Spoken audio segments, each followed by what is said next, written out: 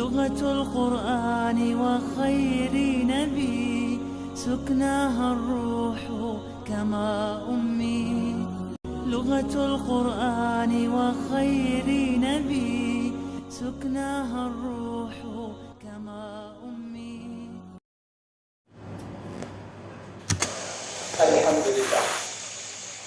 الحمد لله حمدا كثيرا بجميع محامده كله ما علمنا منها وما لم نعلم.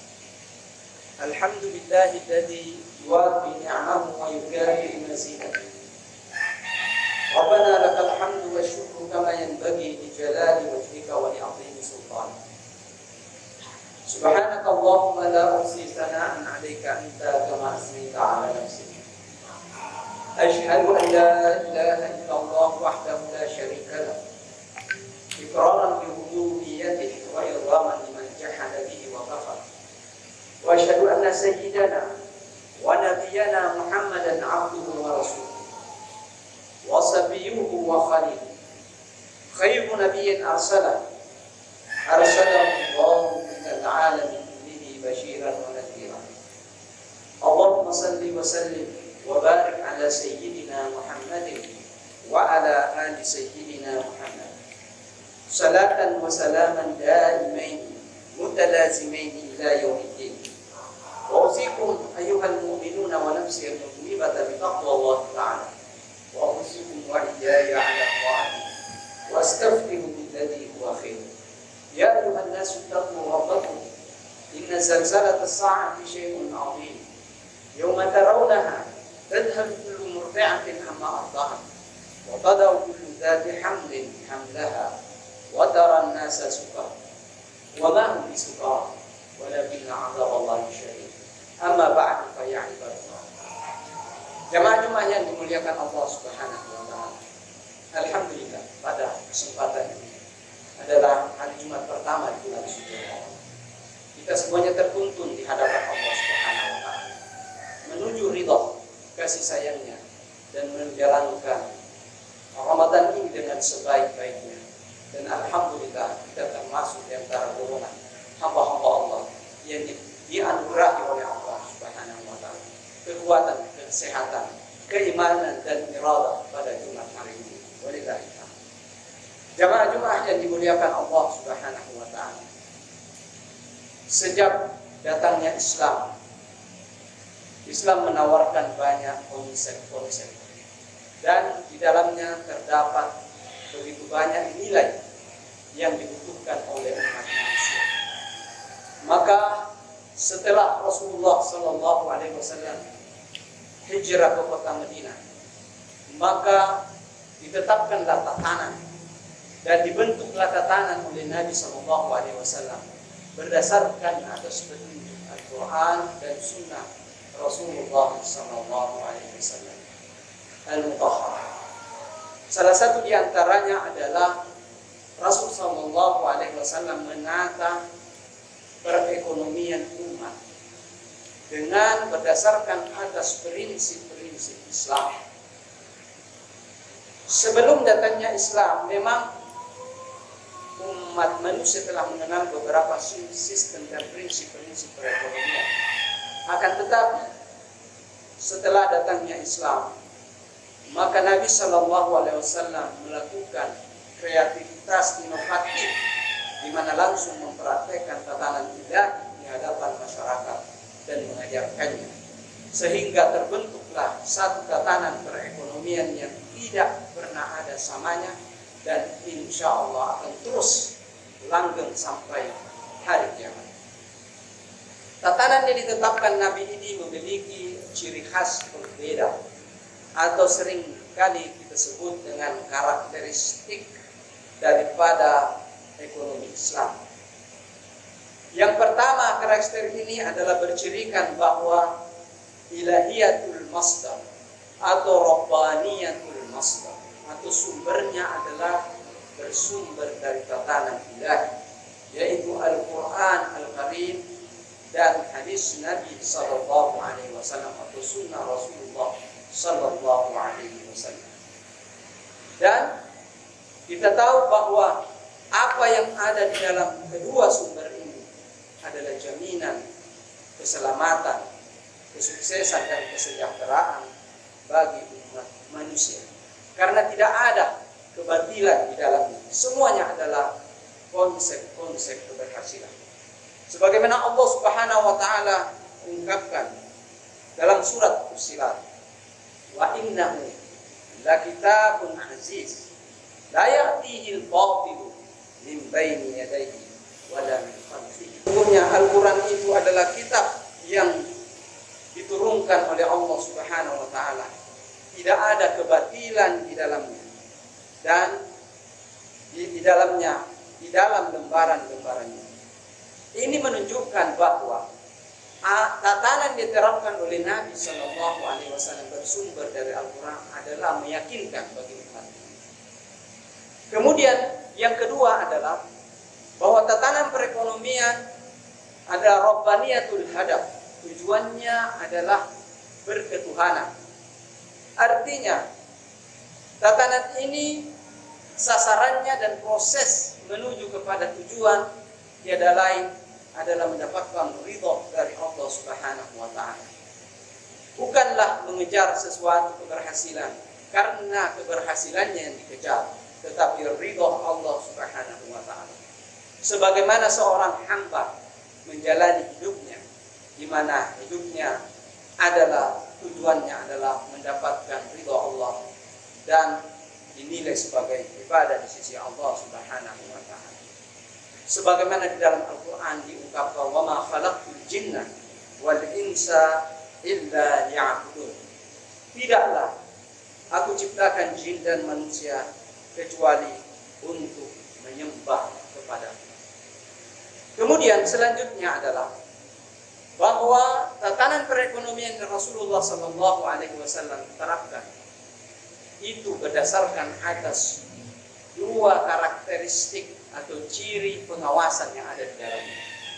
Yang pertama adalah bahwa manusia seluruhnya adalah dapat melihat dan mengawasi jalannya tentang kebenaran transaksi. Dan itu semuanya berdasarkan atas petunjuk Al-Quran dan Sunnah Nabi Sallallahu Alaihi Wasallam.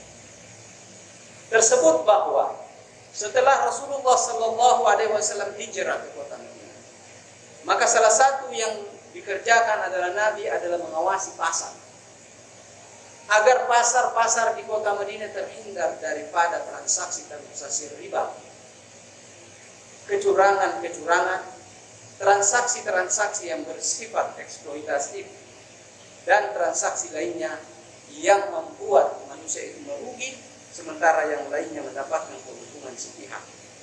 Dan itu nyata nampak di dalam masyarakat Madinah.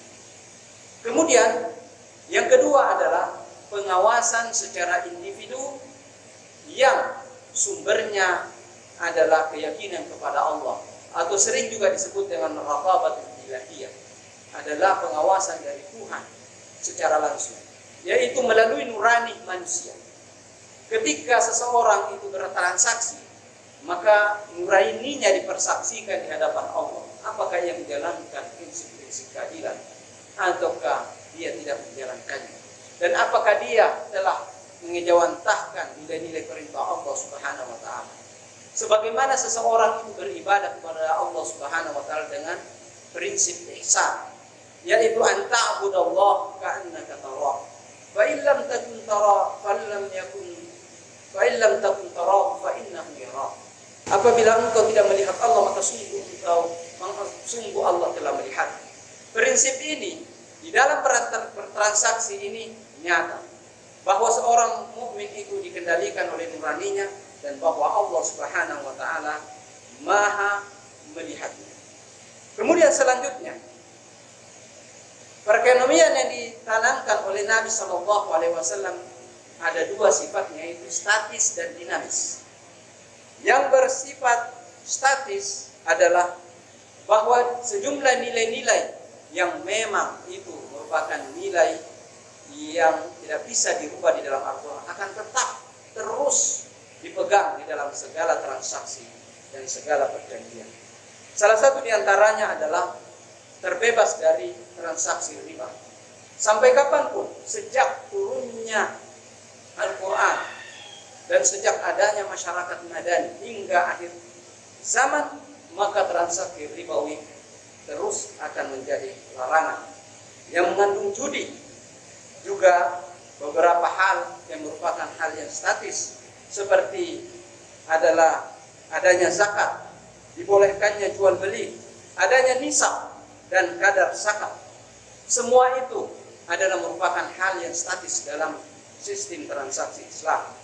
Kemudian yang kedua ada yang sifatnya dinamis, yaitu hal-hal yang tidak berkenaan dengan hal-hal yang kita sebutkan tadi secara statis.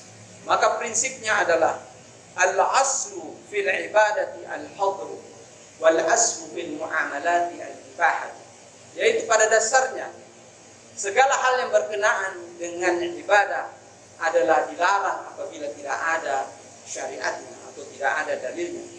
Segala yang berkenaan dengan muamalah atau transaksi-transaksi manusia, apabila tidak ada dalil yang melarangnya, adalah dibolehkan. Jadi transaksi ini berada di antara dua, antara dinamis dan statis. Kemudian selanjutnya adalah bahwa perekonomian Islam juga yang ditanamkan oleh Nabi Sallallahu Alaihi Wasallam sifatnya memperhatikan dua, adalah hal-hal yang bersifatnya material dan hal-hal yang sifatnya spiritual, dan bahwa keuntungan itu tidak hanya disebabkan oleh hasil usaha manusia, tetapi ada faktor doa yang ada di dalamnya, ada faktor rahmat dan anugerah Allah Subhanahu Wa Taala. Jika dalam menjalankan setiap proses-proses itu seseorang itu bertakwa kepada Allah Subhanahu Wa Taala, maka insya Allah keberuntungan akan datang. Sebagaimana Allah Subhanahu Wa Taala firmankan dalam surat Al-A'raf, "Walau anna ahlal qura amanu wattaqu, lafatahna 'alaihim barakatin minas sama'i wal ardh." Kemudian dalam surat lain Allah Subhanahu wa taala berfirman, "Fa idza qudiyatis shalat fantashiru fil ardh wabtaghu min fadlillah." Apabila telah salat Jumat telah ditunaikan, maka bertebaranlah di muka bumi. Artinya, ada keterkaitan antara keberuntungan manusia dan kesuksesan transaksi yang dikerjakannya. Apabila ia banyak berdoa kepada Allah Subhanahu wa taala, maka insya Allah semua keberuntungan itu akan dianugerahkan oleh Allah Subhanahu wa taala.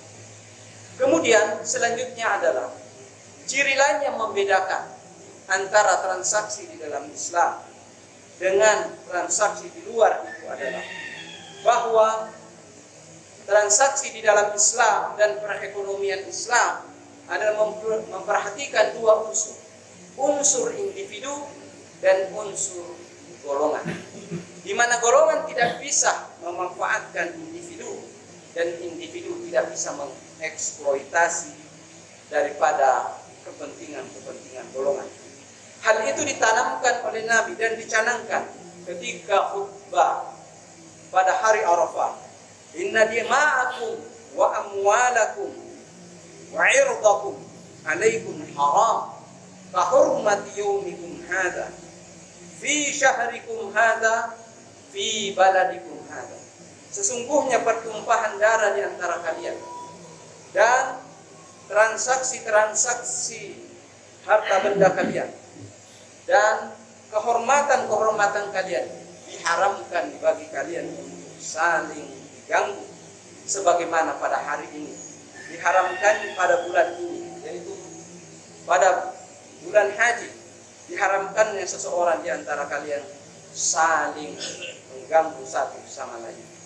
Kemudian selanjutnya adalah bahwa hal yang mencirikan daripada transaksi Islam dan ekonomi Islam adalah bahwa sifatnya waqi', sesuai dengan kondisi yang berkesesuaian, yaitu pada zaman ini, dan selalu berdasarkan atas fakta-fakta yang ada, di mana tidak berdasarkan atas angan-angan. Apa yang ada terjadi di dalam masyarakat, maka hukumnya akan ikut di dalamnya. Sebagaimana dikatakan oleh para ulama, fa'ainama takunu, di mana saja ada permasalahan al-masail fasamma syar'ullah, maka situ juga ada syariat Allah. Dan yang terakhir, dan ini yang sangat istimewa di dalam perekonomian Islam, adalah sifatnya al-alami atau sifatnya mendunia.